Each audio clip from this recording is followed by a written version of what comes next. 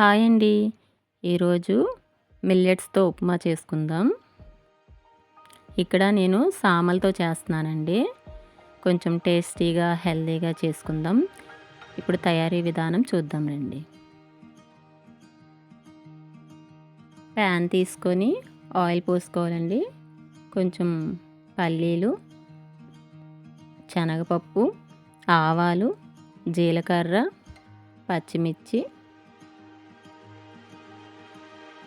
ఇక్కడ కొన్ని నేను వెజ్జెస్ కూడా యాడ్ చేస్తున్నానండి. క్యారెట్, బీన్స్ కూడా కొంచెం టేస్ట్ బాగుంటుందని చెప్పేసి.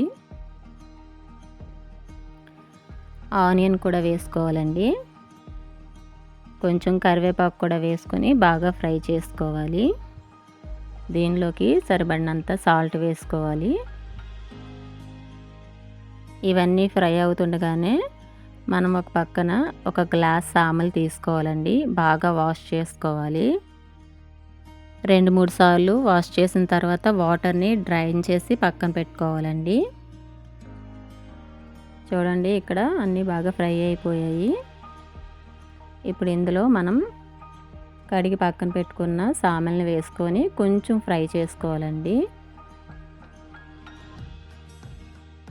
ఇవి చూడడానికి ఎలా ఉన్నాయంటే గసగసాలు పెద్ద సైజులో ఉంటే ఎలా ఉంటాయో అలా ఉన్నాయండి.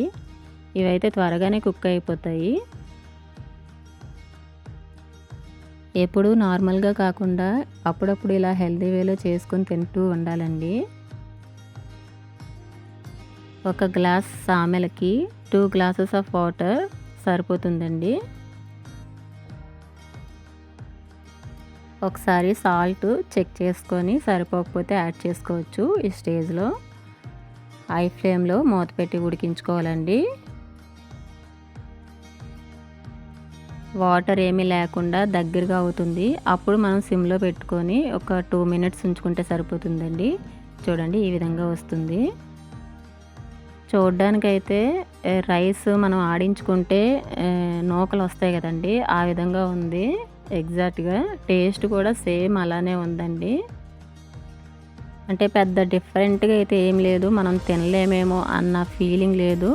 మనకి ఆ నూకల ఉప్మా ఇష్టమైతే ఇది కూడా ఖచ్చితంగా నచ్చుతుందండి. కాబట్టి అప్పుడప్పుడు ఇలా హెల్తీ వేలో చేసుకొని తినండి. నా వీడియో నచ్చినట్లయితే సబ్స్క్రైబ్ చేయండి, లైక్ చేయండి, షేర్ చేయండి. Thank you.